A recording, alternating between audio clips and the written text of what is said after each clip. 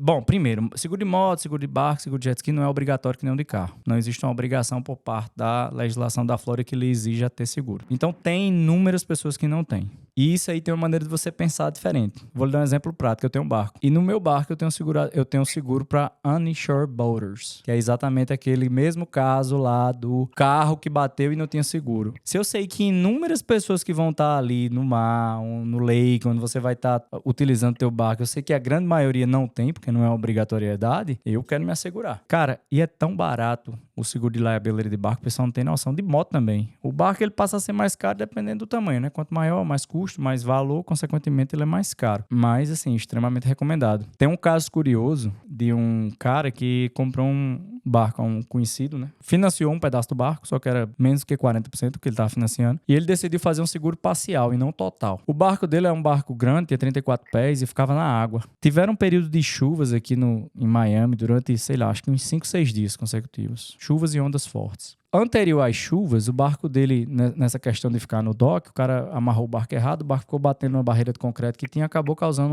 um dano na frente do barco. E naquele momento ele foi até negligente e deixou o barco na água, esperando a seguradora autorizar o reparo do dano que já acontecia. Logo em seguida veio esses 6 dias aí de chuvas excessivas. Começou a entrar água no barco e o barco naufragou. Cara, a gente tá falando de um barco 2000, sei lá, no tempo 2023, né, que foi ano passado, e um barco que vale uma grana. E o cara tinha cobertura parcial. Ele teve a sorte porque ele tinha um endorsement na policy que pagava 20% acima do stated amount. Então, assim, ele ainda recebeu 20% acima do que ele tinha declarado de cobertura, onde o teto era, nesse caso, $175 mil.